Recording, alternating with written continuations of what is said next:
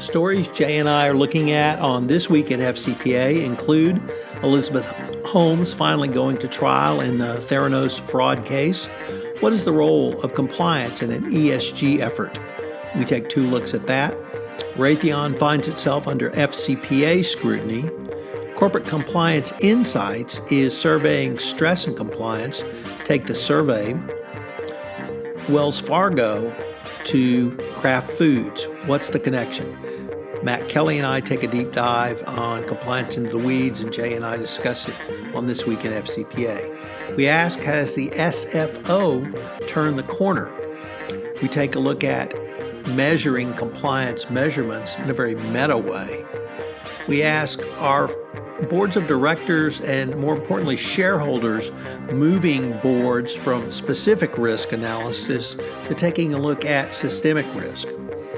Does your board of directors need a code of conduct? Christy Grant Hart opines. And is Joe Biden the anti-corruption president?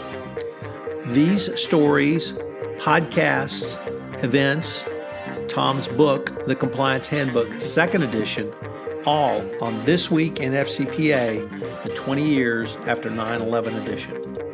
This Week in FCPA is a production of the Compliance Podcast Network. Hello, everyone. This is Tom Fox. Welcome to This Week in FCPA, episode 268 for the week ending September 10, 2021, the 20 years after 9/11 edition. This week is the 20th anniversary of 9/11. On Saturday, both Jay and I asked that you take a moment of silence to remember all those who lost their lives that day, their loved ones, and those who were impacted by those events literally for the last 20 years, up to and including the fall of Afghanistan and the evacuation from Kabul. So a solemn day tomorrow. I hope a lot of Americans will reflect on where we were and where we are now and where we may be going into the future. But compliance never sleeps, and it didn't sleep this week. So we are here to talk about some of the top stories which caught our eye. So what say you, Jay? I say I'm wearing my black mock turtleneck in honor of Steve Jobs and Elizabeth Holmes. So let's go to story number one. So finally, the criminal trial of Elizabeth Holmes started. And I've linked to a couple of articles in the show notes, one by Allie McDevitt in Compliance Week, and the second, the Wall Street Journal gave a great summary on Thursday's edition of the opening statements made. I think everybody knows who Elizabeth Holmes is, ran one of the greatest frauds in this century, and it's going to be interesting to see what she claims as her defense. Apparently it's number one, I didn't do it. Number two, I didn't know if I did it. Number three, somebody made me do it. Or number four, not only did I not do it, my dog didn't bite you because I don't have a dog. So it's going to be a great series of defenses along the dog bite defense theory, coupled with the Sunny Balwani, he made me do it because he's a bad guy defense. So her long-term paramour is alleged by her to be a bully. So lots going on here, Jay. We've explored this case multiple times from the compliance perspective, and Holmes' day in court is now here. It's big news everywhere. Any kind of buzz you're feeling in California or San Francisco just too far away for you sunny Southern Californians to catch a buzz from the trial? Yeah, I think our buzz is coming from whether or not we're still going to have a governor. So I think we're worried about that, and we'll let the legal system take care of Ms. Holmes. So what's the role of compliance in ESG, Jay? Well, thank you for asking, Tom. We've got a couple stories, one from David Povey in Compliance Week, and then another one from the coolest guy in compliance, Matt Kelly, writing for Nasdaq's Global's Risk and Compliance Matters blog. So why must compliance play a part in sustainability? Sustainability is as old as human existence, but it's only recently that it's been thrust into the limelight as an international issue of concern. The potentially catastrophic implications of climate change are among the reasons, particularly as most businesses know their customers will not accept poor environmental practice. A recent poll of the International Compliance Association members in the wider compliance community explored the profession's appetite for expanding sustainability responsibilities. First, let's start by defining sustainability. It's commonly made up of three pillars: economy, society, and the environment. And these principles are also informally called profit, people, and planet. Each runs through every industry and business, and it's where we begin to encounter the challenge for compliance. It all comes down to one key question. Is this a job of the compliance team to combat these issues? It's very simple for a company to say it will be compliant and meet the targets. What's harder is to ascertain who exactly is responsible for getting this done. When we asked poll participants their thoughts, out of 828 responses, 64% said compliance must tackle the issue. Another 24% said it was important but not a priority. The feedback reveals a perhaps surprising desire within compliance for seizing the sustainability initiative. How it does will certainly vary from country to country, determined by political importance attached to sustainability by governments and company to company. It's also evident that compliance community is invested in this together, and it's a collective approach that will help bring about change. A final comment from the survey neatly captured the urgency sustainability is generating. These issues represent the biggest risk for humanity, but also the greatest opportunity. The sooner ethics and compliance get on board with tackling these, the better. The challenge now is discerning what compliance must do if it is to lead the way. In terms of Matt's thought, how can and should we improve diversity efforts? The U.S. Securities and Exchange Commission recently approved a new listing rule from the Nasdaq Stock Exchange, requiring all companies trading on Nasdaq to have at least 2 diverse directors, parenthetical, 1 woman, 1 minority, on the board, or explain why the company doesn't. Critics of the new rule like to ask how regulating the diversity of a board is supposed to help a business solve its problems. Ethics and compliance officers might want to take a different look. Look at the headlines each day, and you will see there is no shortage of corporate conduct scandals rooted in sexism, racism, or other tone-deaf corporate culture. It's an important point that often goes overlooked in debates about diversity requirements. Such rules are a preventative measure meant to assure that senior executives don't become blind to bad practices in their organizational culture. When organizations put diverse perspectives in the boardroom of their C-suite, management ranks are on the shop floor, leaders are less likely to make those culturally tone-deaf decisions. Organizations have a compelling interest in taking diversity seriously, and it's including diverse voices at every rung of your organizational ladder. Frame the issue this way, and almost no leader would agree with it, because executives want to make good decisions. But if managers, executives, and board of directors don't understand the lived-in experience of employees and customers, then of course their perception of the organization can drift. How big is that gap? According to one study of diversity of boards of S&P firms, 82.5% of all board directors were white in 2020, and 73.5% were men. Meanwhile, a separate analysis of Gen Z, that is the generation just entering the workforce and either working or buying from those S&P 500 firms, found that only 52% are white, and like every other generation, a bit more than half of Gen Z is female. One challenge is simply to define what your organization's diversity objectives are. A business could take the easy route and only do the bare minimum. A better approach is to sit with the board and senior executives and ask, what do you want to achieve for diversity, regulation aside? Now we have to worry about tracking and reporting on data.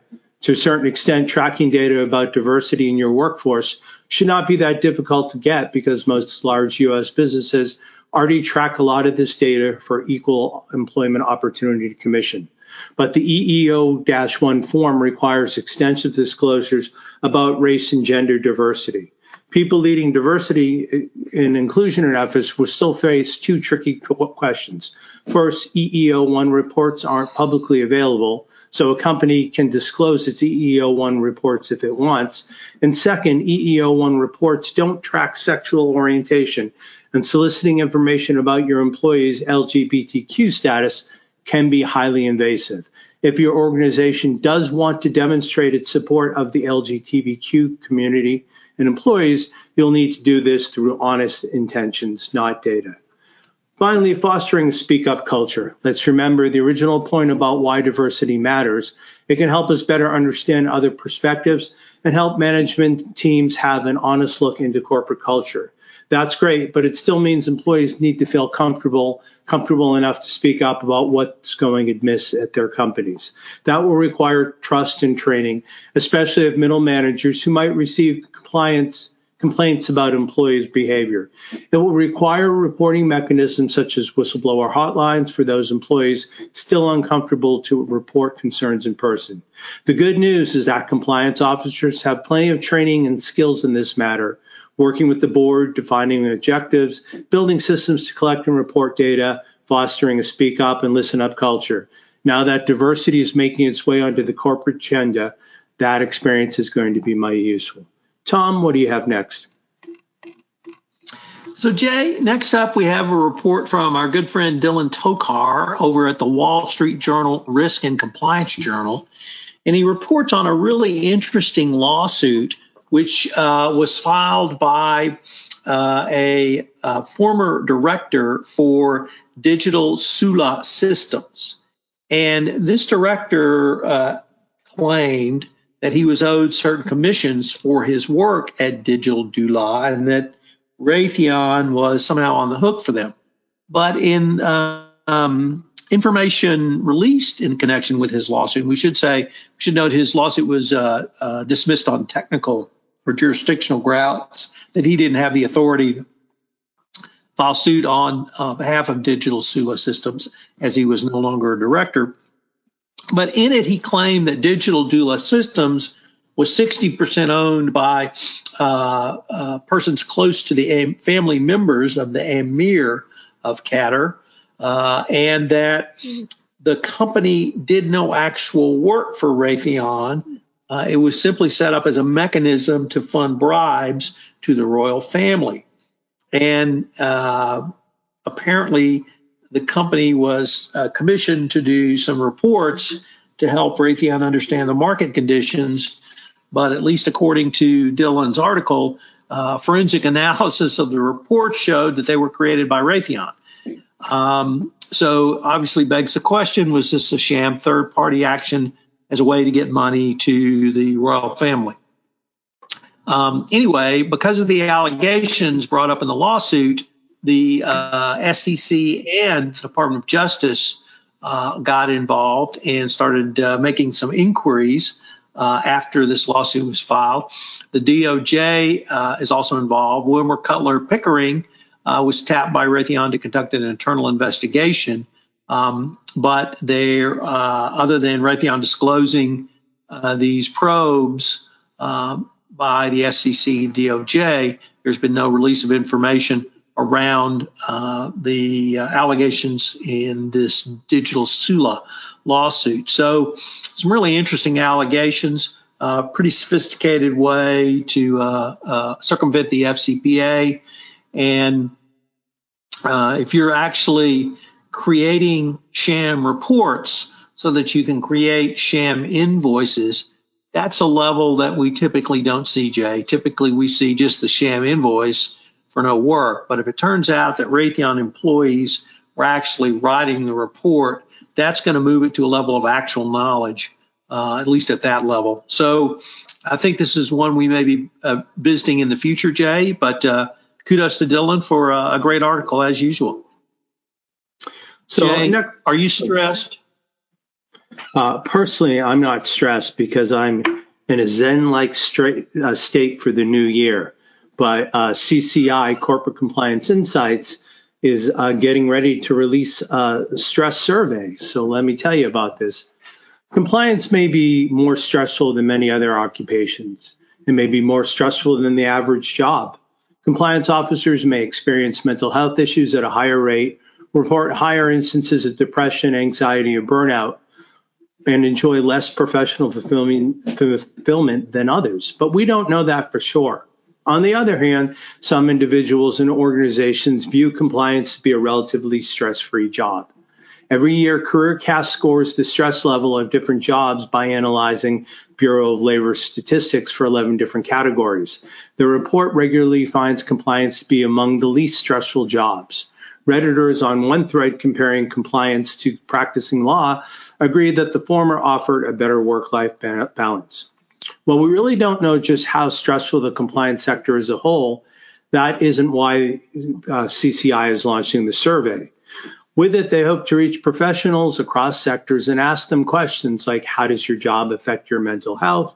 Do you have adversarial relationships at work because of your function? And do you believe that you are compensated adequately? So why is CCI doing this? CCI provides a platform and a mirror for compliance sector, and that is a bias in and of itself. But as an independent digital publication, CCI also seeks to maintain distance between themselves and any individual or group with a vested interest. Thus, they're conducting this survey on their own and without sponsorship of any sort because they seek to provide insight to their readers while establishing a benchmark that will serve as a reference for the future. Stress associated with compliance, what we think, what we know. To our knowledge, just one effort has been made to quantify stress levels. This was in 2011 by the Society of Corporate Compliance and Ethics and the Healthcare Compliance Association. They polled their members about stress and well-being and received a significant sample of over 970 responses and drew interesting conclusions. For example, 60% of the respondents reported that they had considered leaving their jobs, and 58% said they felt isolated or worked in an adversarial relationship. This survey was notable for another reason, as it's been cited by virtually every writer, journalist, and blogger who has taken up the subject of stress in the compliance field. 10 years later, we believe it's time for an update. Just like any profession, a lot can change in a decade. Besides this growth, the job has gotten riskier. If you recall back in September of 2015, former Deputy Attorney General Sally Gates issued the memo entitled Individual Accountability for Corporate Wrongdoing.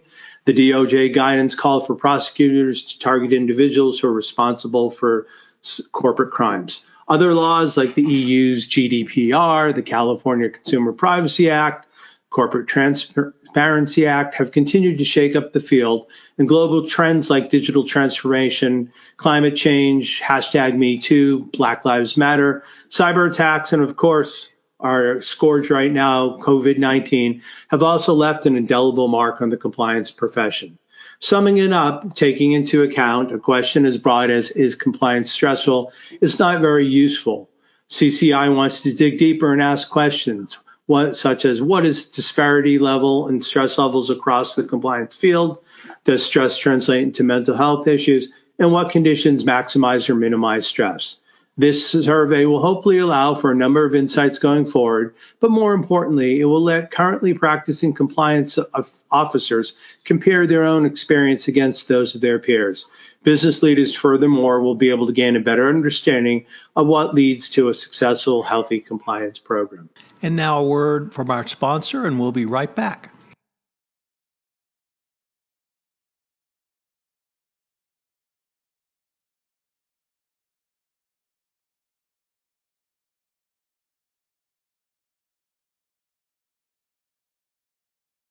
So we have our second article from the coolest guy in compliance, coupled with this week's Compliance Into the Weeds podcast, Jay.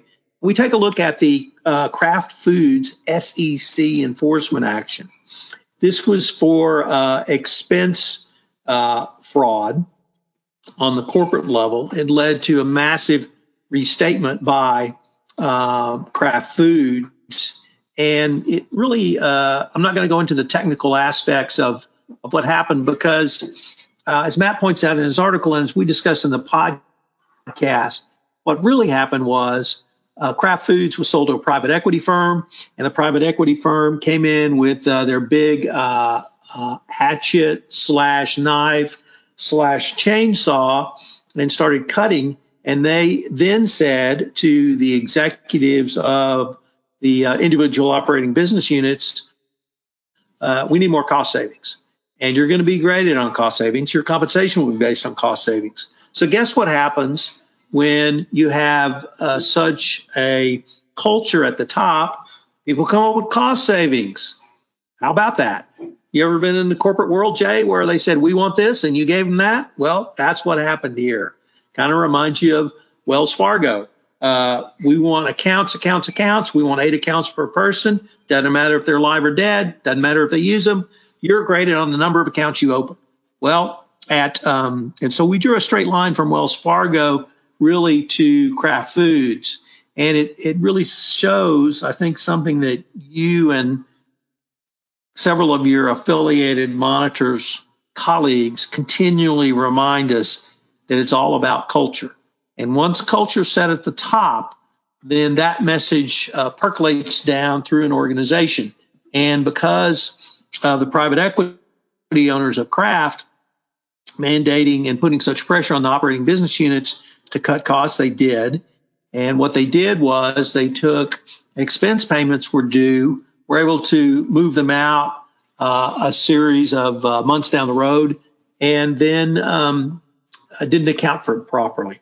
So it's all about the culture. It really doesn't matter how robust your internal controls are. If you have a culture that says ye shall cut costs, and here you had senior business unit management overriding the internal controls, no surprise there. But it's all about culture, Jay. And there was a pretty corrupt culture at Kraft Foods that led to a massive restatement, a very large fine and penalty. And it goes to show, once again, the largest corporation with the best compliance program can have a rotten core culture, and it destroys the reputation of the company. So has the SFO turned the corner? To answer that question, we're going to look at the FCPA blog and a piece written by Martin Kenny. The Serious Fraud Office has been teetering on the brink for some time. Several victims of its inept investigations have prompted some experts to question whether it remains fit for purpose. Martin has commented several times that the SFO, including criticism of the organization's head, Lee Serozovsky, for failing to grasp the SFO fundamentals and becoming too embroiled in the politics of what is effectively the UK government's anti-corruption arm. One such victim of the SFO historical clumsiness was a former Serco boss named Simon Marshall, who spent 8 years after being charged under a cloud of suspicion before being cleared of any wrongdoing. The case against him folded when issues generated by the failings linked to disclosure brought the trial to its knees. Mr. Marshall was quite rightly left angered and frustrated by these developments. 8 years is a ridiculous delay for such a case to reach trial. Mr. Marshall's life has been placed on hold for all those years, with his professional reputation and personal character all being called into question. The SFO was quite rightly criticized for its delay here, but also for its lack of professionalism and failing to meet its pretrial disclosure obligations. However, on a brighter note, the SFO has recently obtained 2 deferred prosecution agreements against unnamed UK corporations, which have admitted their part in bribery offences amounting to multi-million pounds in value. Such cases are still comparatively rare, with the SFO having secured just 10 such orders previously. The companies concerned have agreed to pay a total of $3.44 million in fines and disgorgement of profits. Both companies are reported to have fully cooperated with the investigation, and the DPAs also contain an undertaking by the parent company to support a comprehensive compliance program and obligations to report to the SFO on compliance at regular intervals during the 2-year term of the DPA. In a recent statement, Lisa Ozofsky said, "The SFO exists to uphold these principles, and DPAs enable us to do this, punishing companies for the crimes, but also putting in place measures which ensure that they will not flout the rule of law again." There's been a comparative dearth of SFO successes in recent times, so one can hardly criticize Mrs. Zofsky for making hay while the sun shines. However, she must keep her eye on the ball, this being but a short respite. The SFO needs to continue upping its game to salvage its reputation among partner law enforcement agencies. This seems to be a small step in the right direction. Tom, what do you have next? So, Jay, we rarely get the opportunity to go meta on This Week in FCPA. We're grounded, I think, probably in the news and commentary of the past week. But due to the superior intellect of our colleague, Jeff Kaplan, we're going to get a chance to go meta because we're going to talk about measuring compliance measurement, because that's what Jeff talked about in his blog this week. And I'm going to have to, I'm already wearing glasses, so I'm not going to go to the glasses. But he talks about a new book called Measuring Compliance, the Challenges in Assessing and Understanding Interaction Between Law and Organizational Misconduct by Benjamin Van Rouge from the University of California, Irvine School of Law. And he says that, quote, a major question in corporate compliance research and practice is how to establish the effectiveness of compliance programs and policies on promoting desirable outcomes. To assess such effectiveness requires proper measurement. One of the chapters in the book discusses the trade-offs involving different types of quantitative and qualitative approaches to measuring corporate compliance and its predictors. This chapter assesses the strengths and weaknesses of different research strategies in terms of their validity in capturing behavioral responses to establish causality, their precision in showing complexity, their generalization ability, how's that for a big word, and their feasibility and cost effectiveness. Some of the strategies include self-reported surveys, randomized experiments, corporate outcome data, risk analysis proxies, government audit data, aggregate outcome data, mixed methods, systematic review and meta-analysis, and data simulation.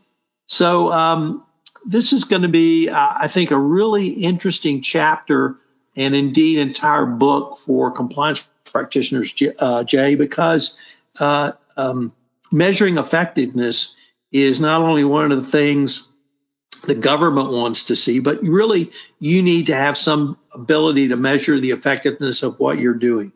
So I'm going to welcome this book. Hopefully I'll be able to interview the author at some point. But thanks to Jeff for giving us some meta views on measuring compliance measurement. So that really leads to what I wanted to ask you, Jay. Is there a trend of the investment community or shareholders really wanting to, or as I said, shareholders wanting to move from specific risk analysis to looking at more systemic risk from a more strategic point of view? Well, I'm glad you asked that, Tom, and we have just the place to go to get an answer. This comes to us from the Harvard Law School Forum on Corporate Governance, and the article is from Professor John Coffey at Columbia University. He tells us that there's a new form of shareholder activism that's appeared almost out of the blue. Classic shareholder activism, which Professor Coffey calls firm-specific activism, depends on an entrepreneur, usually an activist hedge fund, who assembles 5% or greater block of stock, files a Schedule 13D that announces its plan to target the company, which might include changing management or breaking up the company, and then profits on that block when the market responds favorably. But in this new form, systemic risk activism, the key actors are index funds and diversified asset managers, nor do they necessarily expect a positive market reaction in the short run. According to the capital asset pricing model, the goal of these investors should be to seek to reduce exposure to, quote, systemic risk, which is defined as the risk that remains in any portfolio after it is fully diversified. Today, the consensus among investment managers is that the leading systemic risk comes from climate change. Its key features are discernible in engine number one's successful problematic proxy contest this year against ExxonMobil. Engine number one was a very small hedge fund that held only 0.02% of the common stock from ExxonMobil. Yet it was successful because it gained support of the big three, BlackRock, State Street, and Vanguard. Engine number one's budget allocated some $40 million to cover costs in this proxy fight. In fact, the stock market did not react well at all to number one's surprising success. Initially, it seemed indifferent, but later the stock price of ExxonMobil did rise along with other oil companies when the price of oil as a commodity soared. So the irony here is that engine number one made its profit only because it misjudged oil markets, as its campaign called for ExxonMobil to diversify away from oil and high carbon fuels. What then is driving this form of activism? There's two hypotheses. First, there's the portfolio theory, which argues that because indexed investors own the whole market, they can profit by causing polluters and other firms imposing negative externalities on the market to internalize those externalities. A second hypothesis is that diversified investors, and particularly the big three, believe that the market is underestimating and mispricing climate change risk. If they foresee a painful and costly transition ahead, it makes sense for them to mitigate this decline by supporting proxy campaigns. This may cause the stock price of these companies to fall, but fully diversified investors own the market and are looking for the long run. As universal owners for the long term, they can tolerate present losses if it mitigates a future catastrophe. Whichever theory one prefers, the systemic change still faces a formidable obstacle. Who will run these campaigns? To be sure, the engine number one campaign showed only that a small stake is needed, again 0.02%, but how is the leader of such a proxy value to profit if the subject of such company is likely to incur at least a short-term loss? Engine number one may have lucked out when the oil prices rose, but others who follow in the stake will also likely need to recoup high costs. Other problems are equally complicated. How do directors elected in such a systemic risk campaign take action? And if there's a fiduciary breach, what do they do? And worse yet, if it is a breach of duty of loyalty on the grounds they are putting the broader interests of diversified fund portfolios ahead of their own interests. Engine number one may have found its own answer to these problems. After winning its proxy fight, it shortly thereafter announced that it was launching an exchange-traded fund that would sponsor similar contests. In effect, it may capitalize on its success and use it as expensive advertising. Perhaps this could work, but remember this: Charles Lucky Lindbergh achieved worldwide fame by becoming the first to fly solo across the Atlantic. Unfortunately, no one remembers who was the second or third to do this. So those who follow engine number one, have to surmount this problem as well. Tom, back to you. So, Jay, next up, we have an article from our colleague Christy Grant Hart, a.k.a. Compliance Christy. And she wrote an interesting piece about should the board have a code of conduct? I think there should be a board-specific code. But she said what you should do is pull out your code of conduct, think about everything that everyone it applies to, and then see if you need to add a few tweaks for boards, like enumerating board duties, and such as promoting an ethical culture, overseeing the compliance program, participating in compliance training, add sections as appropriate, and present the board code of conduct. And I really can't think of a downside to doing this, Jay. We've had corporations create additional codes of conduct beyond the general code of conduct, supplier code of conduct, third-party code of conduct. You can have the board code of conduct. So the greater specificity, I think, is always appropriate. And once again, reminding each group, person, or level at the corporation of their role in compliance and ethics is also a good thing. So a nice practice pointer from Compliance Christie. Jay, what do you want to end up with for our stories this week? Our last story we're going to take a look at comes from Mike Volkov's always excellent Corruption, Crime, and Compliance blog. And we're going to hear a piece from Alex Kotia, hopefully I said that correctly, who is a regulatory manager for Mike's Volkov Law Group. Scores of articles and volumes of commentary have been issued since President Joe R. Biden Jr.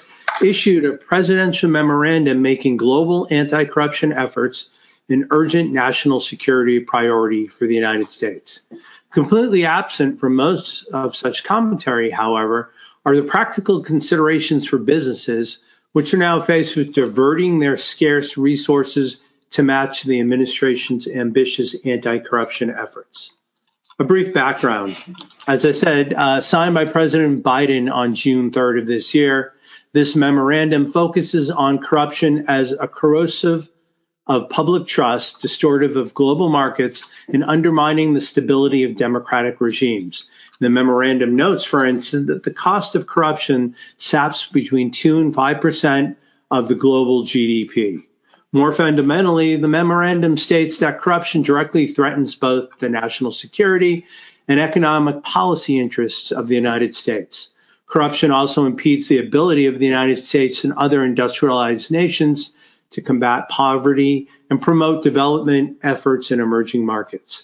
The memorandum, therefore, directs an interagency review to be spearheaded by the President's National Security Advisor, Economic Policy Advisor, and Domestic Policy Advisor. Included in the interagency review process to be conducted by members of the Executive Office of the President are key cabinet departments and officials, sub-cabinet level agencies, and the Office of the Vice President. Ambitiously, the deadline for completion of this task is December 20th, 2021. Here's some practical considerations. Businesses across all economic sectors should take note of the administration's laser-like focus on ABAC, anti-bribery and corruption issues. For organizations with established ABAC policies and procedures, the calm before the proverbial storm, i.e., the formal adoption of the final report, presents an opportunity to assess the effectiveness of an organization's internal controls, update due diligence of any third-party representatives, and re-articulate the organization's commitment at the executive level to zero tolerance for briberies. For organizations that lack a formal ABAC program, of which unfortunately there are still far too many, now's a good time to act swiftly to implement appropriate policies, procedures, and trainings. As a start, organizations that meet this criterion should use the U.S. Department of Justice's 2020 guideline on the evaluation of corporate compliance programs as a benchmark. Ongoing risk and compliance due diligence of an organization's third parties is perhaps the most powerful weapon in an organization's ABAC arsenal. Under the revised DOJ guidelines, it's critical that a company have a thorough understanding of all third-party qualifications. They're associated with politically exposed people, PEP, and the compensation incentive structure utilized to remunerate such representatives. Finally, it seems trite, but necessary to emphasize that due diligence can become stale. To that extent, an organization has no policy in place to periodically reevaluate its relationships with third parties. Now is a great time to consider implementing one. As both the DOJ guidelines, proposed slate of recommendations recently issued by the FDIC, the Board of Governors of the Federal Reserve, and the Office of the Comptroller of the Currency, they all emphasize that due diligence is not a single event in the life of an organization, but part of a larger life cycle that requires ongoing monitoring. The long and short of the story concerning the Biden memorandum is that anti-corruption prevention and enforcement efforts are now part and parcel of the overall national security strategy of the United States. Organizations in the past accustomed to thinking of FCPA violations as a simple regulatory infraction are ill-suited for this new era of potentially heightened scrutiny and substantial monetary and other sanctions for corporate offenders. As the Biden administration's recent actions demonstrate, the full resources of the federal government will be committed to achieve the president's objective of curbing corruption, both foreign and domestic. So, Tom, that wraps up our articles for the week. There's lots of meaty podcasts we've been able to dig into. What are some of your favorites from the week? So, Jay, we had a great week of podcasts focusing on the 20th anniversary of 9/11. You and I participated in Everything Compliance, where we all gave our reflections of where we were, what we were doing, what it means now, and some pretty somber and even melancholy shout outs. Lisa Fine did a great podcast on her reflections of being in Washington on 9/11 and really contrasting that with the January 6th insurrection, and all of these events have personally impacted her. Last Sunday, I did on the Sunday book review, I did some of the top books on 9/11. So, and that was wrapped around one of my proudest moments as a podcast producer, Jay, where I did a 6-part series called Looking Back on 9/11, which was graciously sponsored by your colleagues at Affiliated Monitors. I visited with a variety of compliance professionals who talked about their experiences. I didn't realize that 3 of them had been in Manhattan on that date. 2 had been in Washington on that date, and a final third went to war. So it was a very emotional series for me. It took me back to a time and place literally 20 years ago. I still can't believe it was 20 years ago that we celebrated. So I hope people will listen to this podcast series. On Thursday, the lineup was Monday, Gabe Hidalgo. Tuesday, Juan Zarate. Thursday, Alexander Dill. Wednesday was Alexander Dill. Thursday was your colleague, Eric Feldman, who was actually in the CIA director's briefing when the first plane hit the tower. Scott Moritz was one of the people in Manhattan, who was with the FBI at the time. And Saturday, Jay, I end with someone who's not really from the compliance world. He's a podcaster extraordinaire named John Lee Dumas. He has a podcast called Entrepreneurs on Fire, which is hugely popular. John was a college senior on 9/11, and he was in ROTC. And he said when the second plane hit the tower, he knew he was going to war.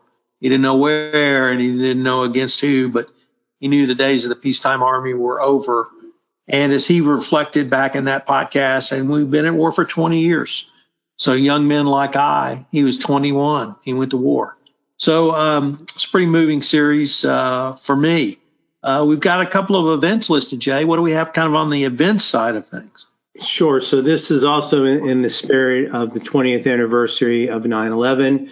Please join K2 Integrity on September 15th for a roundtable on the 20th anniversary of September 11 to consider its impact on countering terrorism financing and illicit financing and continuing risks to national security. This roundtable will include members of the team that spearheaded the post-9/11 counter-illicit finance regime: Juan Zarate, Chip Ponce, Danny McGlynn, moderated by Dr. Michelle Malvesti. And as always, we have information and a sign-up link on the show notes. And Ethisphere has announced that its World's Most Ethical Company Awards for 2022 are open for submission. For more information on the application process, again, please check into the show notes. And Tom, what about the last item we have here? So let me just pick up on your last point, Jay. Last week, I posted a podcast featuring 2 Ethisphere representatives, Erica Salmon Byrne and Doug Allen. And we talked about not only the World's Most Ethical Awards, but also the application process. And I'd like to throw in a word about why the application process can be so powerful for you, the compliance professional, or you, the CCO. It gives you an opportunity to take a deep dive look at your compliance program. Even if you don't receive the award, it can be a very valuable exercise to go through. If you do go through the process and submit your application, you receive a benchmark report back from Ethisphere and also complimentary membership in their BELA program. So it's something that I think you should consider doing as well. And Jay, if you didn't know, Jay, I did a thing, and that thing had a book published, and the Compliance Handbook 2nd edition, humbly submitted as the single best Bible on compliance there is, was released in June by LexisNexis. I had a great coming out party for my Brazilian friends last week, Jay. Was hosted by Isabel Franco, Azavete Law Firm, and Charles River Consulting Group, where I did a coming out party for the book in Brazil, and that was a ton of fun. So we've linked to the book itself, but even more so, Jay, there's a breaking news feature on the book that I've linked to as well, starring one of the stars, of course, quoted was that well-known compliance aficionado, Paris Fox, who has her own reasons why you should buy her dad's book. So check out breaking news feature on the Compliance Handbook. And, as Paris said, buy my dad's handbook, so I go to grad school. Jay, I wanted to ask you, this is a pretty important week in the Jewish faith, and I wondered if you might end with a few words about what this week was, what it meant to the Rosen family, and what it meant to Jay Rosen personally. Yeah, thanks, Tom. At this time of the year, I don't think it's coincidental that Rosh Hashanah and Yom Kippur, which are Rosh Hashanah is the Jewish New Year, Yom Kippur is the Day of Atonement, and it kind of falls right around 9/11. And I think one of the things that Jews are encouraged to do is to kind of look at their life over the past year, what they've done well, what they could do better, what they didn't maybe do so well. And then you have a 10-day period between Rosh Hashanah and Yom Kippur for when you can make all vows to what you can do in the new year. So this is a time that's not only reflective, but a time of family being together. And it feels like we as a compliance community have been doing some of this work that you do over Rosh Hashanah. And Tom, you've especially led some of this with the 6-part series that you recorded of the podcast, and especially what we did on everything compliance. So from our family to all of those out you in podcast land, we'd like to wish you a happy and healthy new year. And as we say, may you be inscribed in the book of life, and it's not too late. So if there are changes that you want to make, or hey, you want to start doing third-party due diligence, it's not too late to start doing that. In fact, you could start off the new year. So in all seriousness, again, it's great to be surrounded by family and friends. Sometimes this is virtual, sometimes it's in person, but it was meaningful to spend the holiday with family. And, those are my thoughts. Do you have any thoughts, Tom? So Jay, more than perhaps the new year, I have studied and done a little research into Yom Kippur, and I find that to be a very moving experience, and it's something that I think everyone should consider doing, whatever your spiritual faith may or may not be, agnostic, atheist, or Buddhist, Hindu, Jew, Christian, Muslim, to think about what you could have done better, and maybe think about doing it better in the new year. And I really had not put together, I don't know why, the connection of those 2 days and this week. So thanks for bringing that to my attention. And then, frankly, I can't think of a time more appropriate for every American to reflect, whether you were alive on 9/11 or whether you were born after 9/11. It's been 20 years of conflict and a lot of strife in this country as well, and we have to do better. So maybe if we all tried to do a little bit better, we could move forward. And I think wrapping that around these holidays, whatever your faith is certainly an appropriate thing to do this week, Jay. Well, as you know, Tom Fox is the voice of compliance, and he can be reached directly at tfox@tfoxlaw.com. And as always, I'm your co-host, Jay Rosen, a.k.a. Mr. Monitor, and I can be reached at jrosen@affiliatedmonitors.com. So we'd like to thank you for joining us for This Week in FCPA, episode 268 for the week ending September 10th, 2020. The 20 years after 9/11 edition. Tom and I would like to thank you for spending part of your week or weekend with us, and we look forward to speaking to you next week when we will take a look at This Week in FCPA. This is Tom Fox again. Thank you for listening to this episode of This Week in FCPA. I hope you will check out my 6-part podcast series looking back on 9/11, which is on the Innovation and Compliance feed of the Compliance Podcast Network. It's my most personal podcast series, and I hope you find it a good way to reflect about 20 years after 9/11. Please plan to join Jay and I next week when we take a look at stories that caught our eye. You can reach me at tfox@tfoxlaw.com, Jay at jrosen@affiliatedmonitors.com. This Week in FCPA is a production of the Compliance Podcast Network.